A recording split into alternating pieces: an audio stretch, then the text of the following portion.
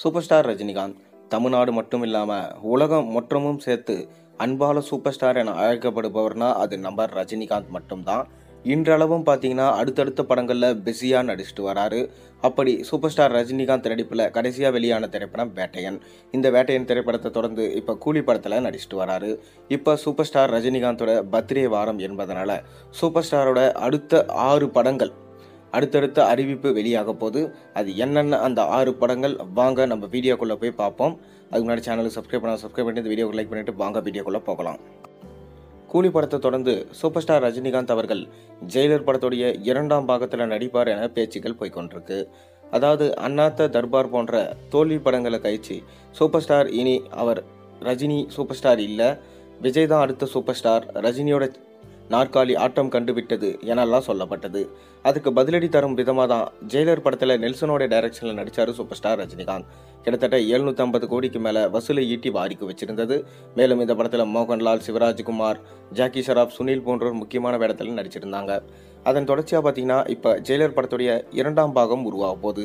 இந்த 2ஆம் பாகத்துக்கான கதைகளை நெல்சன் அவர்கள் ரெடி பண்ணிட்டாராம். சூப்பர் ஸ்டாரோட பிறந்தநாள் ட்ரீட்டா இந்த 2ஆம் பாகத்தோட அறிவிப்பு இருக்கும் சொல்லிட்டு எதிர்பார்க்கப்படுது.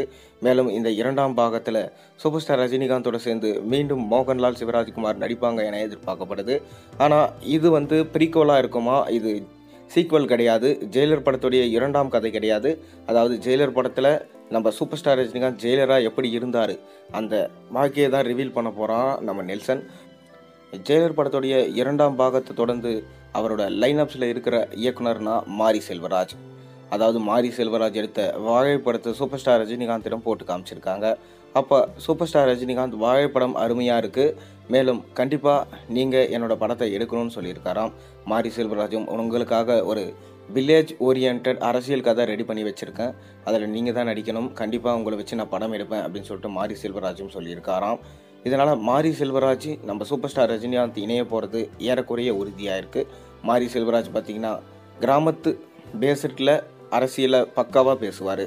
பாரஞ்சித் எப்படி ஒரு அரசியலை அவரோட பாணியில் பேசியிருக்காரோ அதே போல் தான் பாரஞ்சித்தும் ஒரு அரசியலை அவரோட பாணியில் பேசுவார். அப்படி சூப்பர் ஸ்டார் ரஜினிகாந்தும் மாரி செல்வராஜும் இணைந்தா அருமையாக இருக்கும் என சொல்லப்படுது. ஆனால் இது முழுக்க பார்த்திங்கன்னா அரசியல் ஓரியன்ட் கதையாக இருக்கும் என்று அரசல் புரசலான தகவல் வந்து கொண்டு தான் இருக்குது. பொறுத்திருந்து பார்ப்போம்.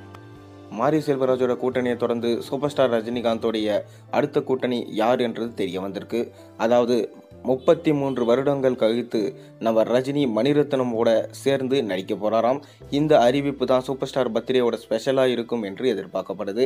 இப்போ மணிரத்னம் அவர்கள் 32 வருடம் கழித்து கமலை வச்சு தக் லைஃப் படம் எடுத்திருக்காரு.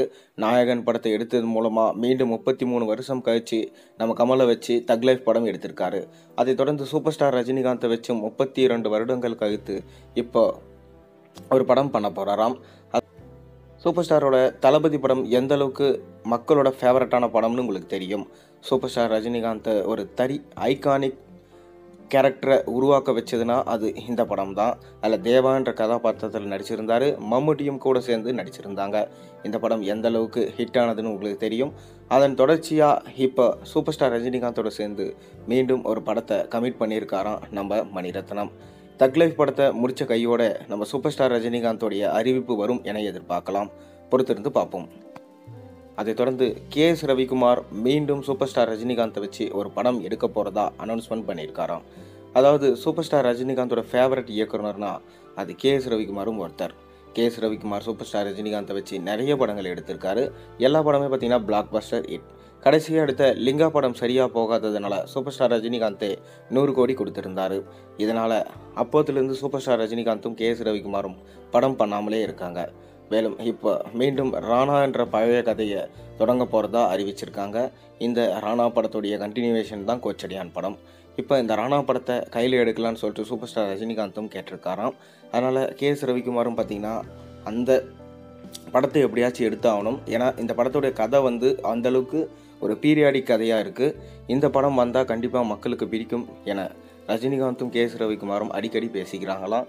இதன் தொடர்ச்சியாக தான் பார்த்தீங்கன்னா இப்போ இந்த படத்துக்கான அடிக்கல் போட்டிருக்காங்க. கூடிய விரைவிலே நம்ம கே.எஸ். ரவிக்குமாரும் ரஜினியும் இணைய போகிற படத்துக்கான அறிவிப்பு வெளியாகும் என எதிர்பார்க்கலாம்.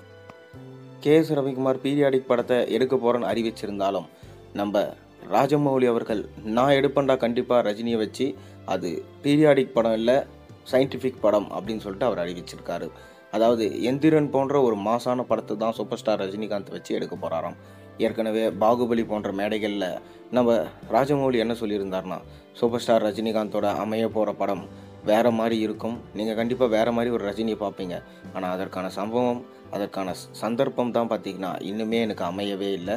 ரஜினியை வச்சு கண்டிப்பாக நான் படம் பண்ணுவேன், அது மக்கள் எல்லாரும் திரும்பி பார்க்குற விதமாக இருக்கும் அப்படின்னு அவர் சொல்லியிருந்தார். ஆனால் இன்றைக்கி வரைக்கும் பார்த்திங்கன்னா அதற்கான சின்ன பேச்சுவார்த்தைகள் கூட நடக்கலை.